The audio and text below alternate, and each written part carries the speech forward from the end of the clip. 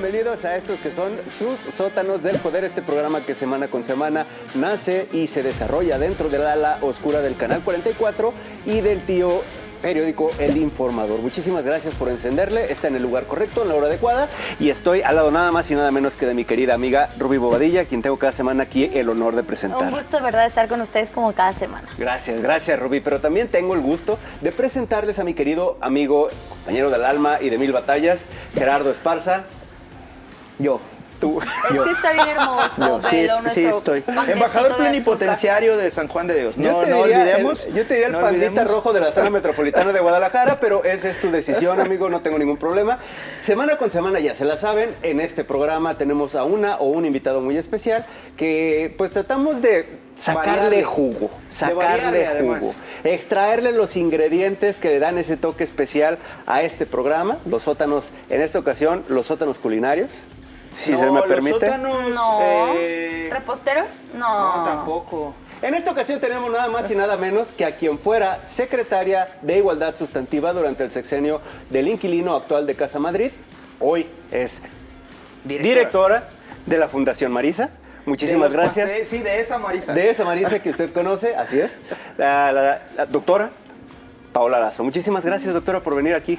Muchas gracias. ¿Qué tal, Iván? Digo, Isaac, buenas tardes. Iván también. Puedo llamarme de mil maneras. Iván, Iván, Andrés. No, estamos muy contentos que nos acompañes el día de hoy porque, porque obviamente tenemos muchas cosas de qué platicar, pero queremos que las personas sepan que pues Marisa no nada más es lo que vemos en las tiendas, ¿no? Sino que hay un trabajo detrás que también apoya causas sociales. Sí, muchas gracias, Rubí. Gracias, Isaac. Gracias, Gerardo, por la invitación. Un gusto para mí estar aquí con ustedes y platicarles de la Fundación Marisa. ¿Qué hace la Fundación?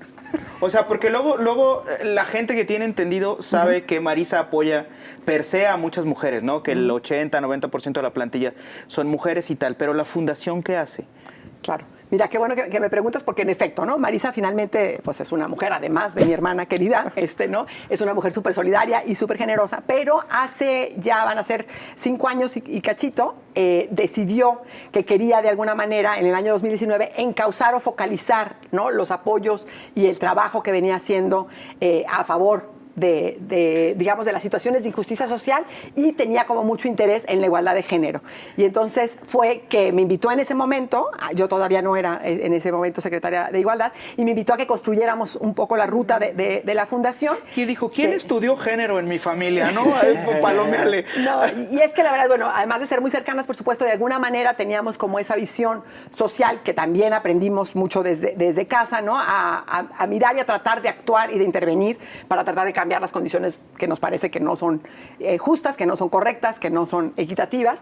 Y entonces me dijo, vamos pensando cómo podemos desde una fundación, o sea, crear una fundación para poder intervenir en generar mejores condiciones en términos de la equidad, pues, y de la justicia social y de la igualdad de género, ¿no? Digamos que por ahí fue que se entró en el rumbo. La Fundación Marisa es una fundación de segundo piso, que me parece luego importante aclarar esto, porque no es que tenga programas, digamos, de intervención directos con la población, ¿no? Sino que se busca que haya alianzas y construcción de redes de colaboración con otras organizaciones, ¿sí? Con empresas, con instituciones, o sea, incluso no pueden con ir el a gobierno. Tocarle la puerta a alguien que está padeciendo un tema de violencia, de equidad y estas cosas. Exacto, no es atención directa a la población en directo, digamos, sino hacemos acciones en colaboración para generar desarrollo de capacidades, redes de trabajo y redes de colaboración, y lo que buscamos también es que de alguna manera al interior, por ejemplo, de las instituciones, de las empresas y de las organizaciones, cambien las dinámicas de relación para que haya un piso parejo para todas y para todos. El felizómetro, ¿no? Porque tenemos un felizómetro, ¿no?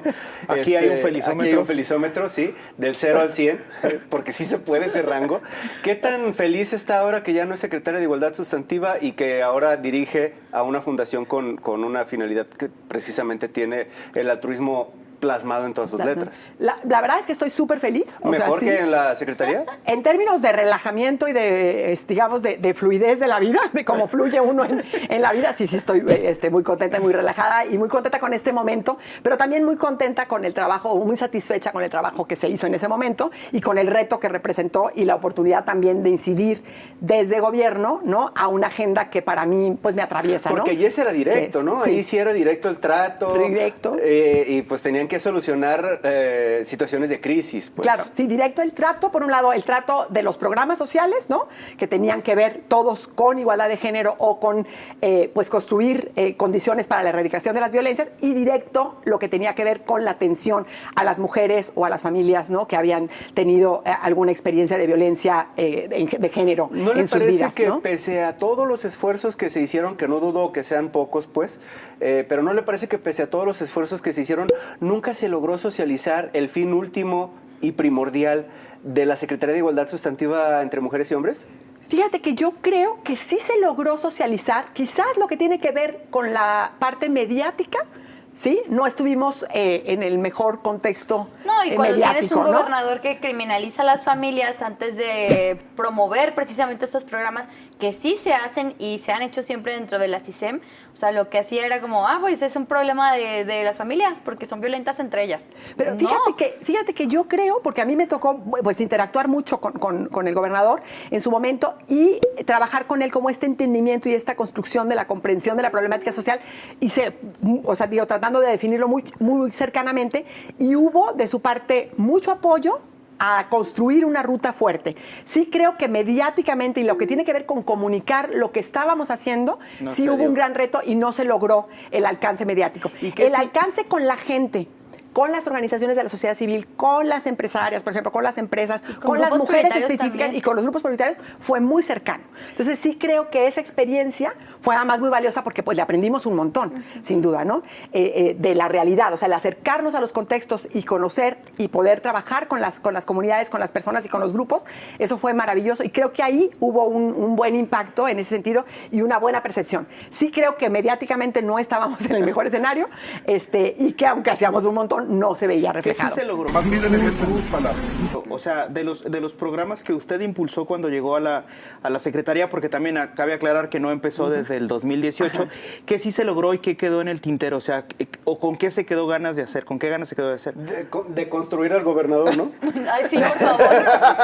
Ya sabíamos dos. También, ¿eh? No, yo creo que, por supuesto, que lo que tiene que ver con la deconstrucción del funcionariado público en general, ¿no? Fue un gran reto porque además trabajar procesos de sensibilización y de formación son procesos de largo aliento, ¿sí? Y entonces requerían que tuviéramos muchas sesiones, muchas oportunidades de diálogo, de estudio, de problematización y de reflexión, que tuvimos muchas, pero no tantas como se necesitan para que la gente pueda cambiar el paradigma y para que la gente pueda entender cuál es su papel en cómo se generan las desigualdades y cuál es su papel en cómo se generan las violencias. Entonces, ahí por supuesto que hubo un gran reto y seguimos teniendo un gran reto. O sea, el trabajo con varones, el trabajo con las nuevas masculinidades, hay un gran reto, muy importante sin duda. Pero creo que se logró, sin duda, posicionar a la Secretaría, ¿no? O sea, fue una Secretaría nueva, una Secretaría, ¿no?, que se transitó de ser instituto a ser Secretaría. Me parece que sin duda se logró consolidar una buena Secretaría. El equipo que formaba parte de la Secretaría era un equipo bien formado, bien súper echado para adelante, realmente de verdad muy muy buen equipo, que además es un Pese equipo a que tenían muchas cosas en contra, porque el fin del Instituto Jalisciense de la Mujer, Así es. el inicio con Fabiola Loya, el licenciada Gate, ¿no? Sí. Todo lo que ocurre antes de que usted asuma, pues es una serie de circunstancias desafortunadas para poder cambiarle la cara a una institución que venía, pues, más bien vituperada, ¿no? Claro, y fíjate que sí, sin duda fue un inicio tropezado y un inicio complejo y difícil. Y lo que sí creo es que algo me iluminó a mí del día 1 que acepté y que entré, que cuando vi al equipo, yo dije, yo entré un mes en agosto del 2020, y yo dije, yo tengo que apostarle a conocer al equipo y a ver cómo está, ¿no? Y no a querer cambiar de inicio, porque además yo, pues quienes me conocen saben que yo llegué con mi bolsa y mi carpeta y sola en mi alma para de contar, vamos a trabajar. Y un de eso se pastelito trata. y una galleta, Ni ¿no? pastel ¿No? ni galleta. ¡Oh, Ni no! pastel ni galleta. Pero lo De que sí cero. hice, de cero, pero lo que sí hice fue, Hacia dije, abajo. vamos a trabajar con quienes están. Y entonces le dije al equipo, yo no voy a hacer ningún cambio, de aquí a diciembre vamos viendo cómo trabajamos juntos. Y me llevé una gratísima sorpresa, creo que fue muy buena decisión de mi parte, porque casi no tuve que cambiar al equipo, era muy buen equipo, mucha gente joven, muy comprometida con la agenda, ¿no? Que eso es algo que también me he encontrado, no solo en la Secretaría de Igualdad, sino incluso en el gobierno ¿Y actual. de ahí lo se veo. llevó a alguien Hay a la mucha fundación gente, o no? Sí, me llevé a 2 personas, somos 4 nada más en la fundación. Ay, qué padre. Sí, somos nada más 4 personas en la fundación, y me llevé a 2 personas conmigo, a un director y a una colaboradora también, que está ahora conmigo, y entonces creo que esa fue una buena apuesta, ¿no? Y también, sin duda, lo que tenía, por ejemplo, que ver con la visibilización y la construcción de datos, para que los medios de comunicación y para que la gente que estudiaba el fenómeno entendiera y tomara decisiones al respecto, nosotros como gobierno, pero también las organizaciones de la sociedad civil y la academia. O sea, la generación de datos, por ejemplo, y de estudios, eso también fue un gran trabajo que se hizo en la Secretaría, y que siempre tuve el apoyo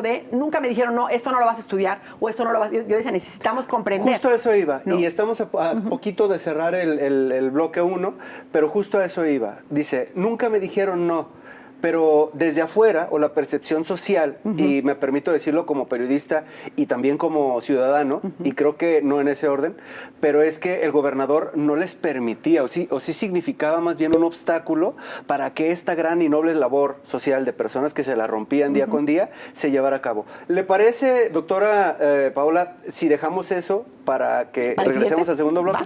¿Sí? Sí. A ustedes les pido que no se nos quiten de encima. Estos sótanos se van a poner más buenos todavía en el segundo bloque. Más dulces. Gerardo Esparza, Rubí Bobadilla, Paola Lazo, Isaac Mendoza. 2 minutitos, regresamos.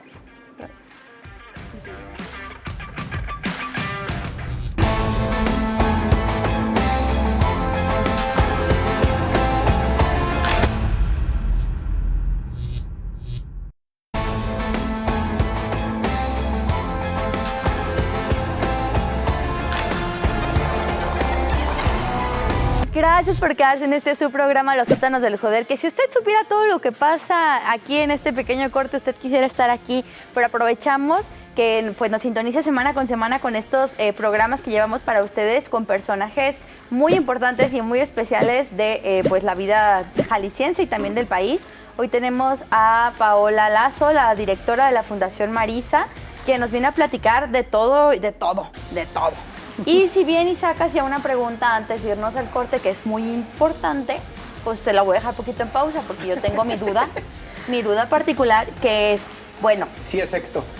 Sí, acepto. Ya pasaste tú por la CISEM.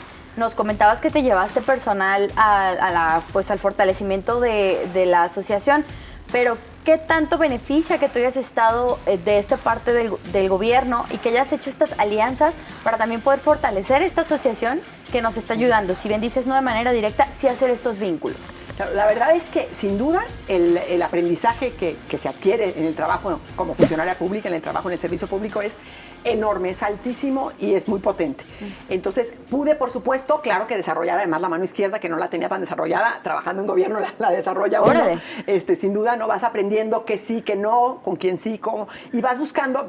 La verdad es que de alguna manera, cuando tienes una convicción muy clara, ¿no? Que la mía era pues la igualdad de género y la erradicación de las violencias, sobre todo, decía, bueno, si no encuentro esta puerta abierta, busco por dónde y con quién sí. Entonces, siempre el buscar con quién sí se pueden avanzar las cosas, te va también ayudando a identificar actores y actoras en los distintos escenarios, ¿no? Con quienes hacer alianza. Entonces, en ese sentido, el aprendizaje que me dio el trabajar en gobierno fue justo cómo abrir puertas con otros secretarios, pero también con otros empresarios, pero también con organizaciones de la sociedad civil, con organizaciones de las Naciones Unidas. Entonces, esos vínculos y relaciones que va uno construyendo al estar en gobierno, pues finalmente se quedan con uno, ¿no? No es que ya me salí, ya los dejo ahí todos. La verdad es que sí fue muy venturoso para mí poder desarrollar esas relaciones y esos vínculos, aprender cómo construirlas además, y entonces cuando empiezo a retomar el rumbo de la Fundación Marisa, pues pudimos ir a tocar puertas de gente con la que ya habíamos colaborado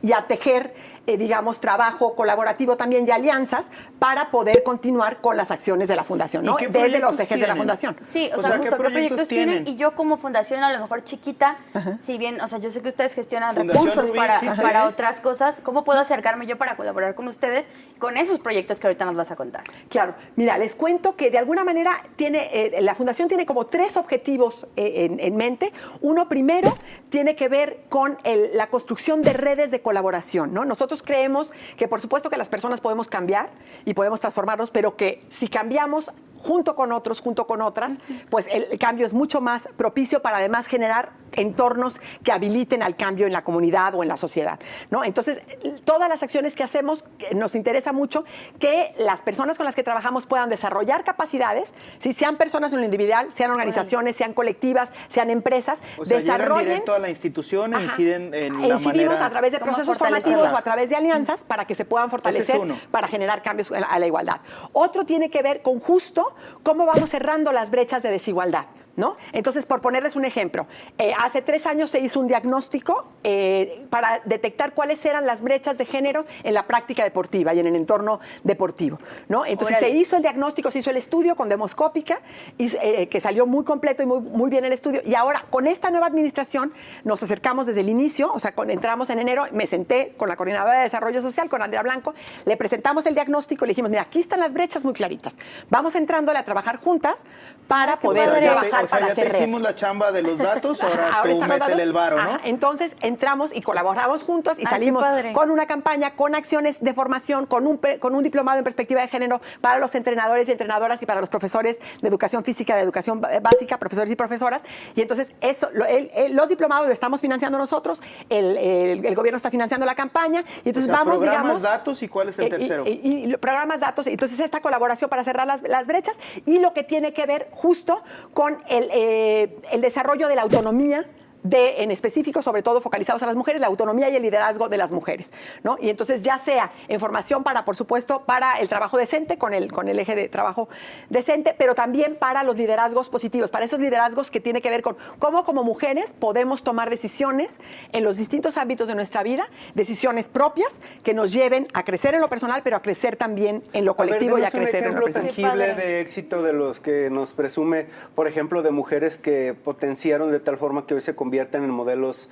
Usted mencionaba modelos de éxito, dijo una palabra. No, el desarrollo de la autonomía, o sea, de la autonomía para el liderazgo. O sea, queremos, por supuesto, que las mujeres puedan, digamos, decidir sobre su proyecto de vida, pero para también liderar y jalar a otras, ¿no? Y entonces ¿Tiene algún ejemplo que nos pueda presumir? Tenemos un taller que es un taller que ya va para su 5ª edición. La verdad es que es un taller muy bonito, que justo lo que busca es trabajar con los grupos de mujeres para que puedan identificar lo que es la autonomía, ¿no? ¿Qué implica para ellas tomar decisiones sobre su propia vida? Y empiezan a cuestionar desde, pues, revisar, ¿no? ¿Qué tan dependiente soy económicamente o no? ¿Por qué soy dependiente o no? ¿Qué necesito hacer para salir de esa dependencia? A veces no necesariamente es la dependencia económica, sino la dependencia afectiva o la dependencia intelectual o la dependencia emocional. Y entonces, cómo empiezan ellas a cachar, ¿no? De qué manera no son autónomas y cómo pueden construir su autonomía y empiezan a encontrar habilidades y cualidades y capacidades para salir adelante. Muchas que, por ejemplo, a lo mejor no tenían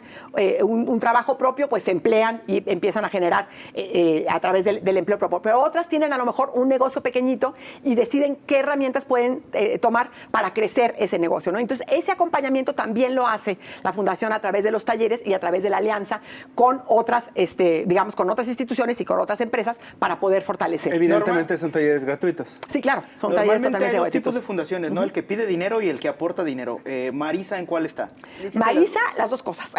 Digamos, aporta dinero porque tenemos recursos de pastelerías Marisa, o sea, de los negocios de familias Marisa, que le aportan y que sostienen, ¿no? También bajamos recursos, podemos bajar recursos de organizaciones y de financiamiento, y también podemos recibir ¿no? apoyos de donadores, somos donatarias, pues, o y sea, podemos ¿tienen tres vías de tenemos 3 vías ¿Gobierno de está entre sostenernos. una de ellas? La verdad es que con gobierno lo que estamos tejiendo, más que donación económica, lo que estamos tejiendo son estas colaboraciones de tú financias unas Levante acciones, yo el teléfono, financio otros, ¿no? Y la verdad es que luego nos ha parecido muy bien este tejido a través de alianzas, porque también te permite siempre cuidar la raya de no tener ninguna dependencia y no comprometerte, y ¿no? ahí de me otra regresa manera. la pregunta que le hice al final. Porque dijo, ya se le olvidó este güey, ¿verdad? Sí, ya se le olvidó este güey.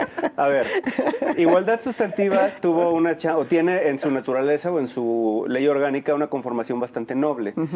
La pregunta directa era si el gobernador les dejó a este equipo, pues muy fregón, lucir como deberían. Mira, yo creo, y lo digo de verdad con mucha conciencia. ¿Lo dice de verdad y con lo mucha digo conciencia? con mucha conciencia. A ver. ¿No? A mí en lo personal, como secretaria, tuve siempre el respeto y el respaldo.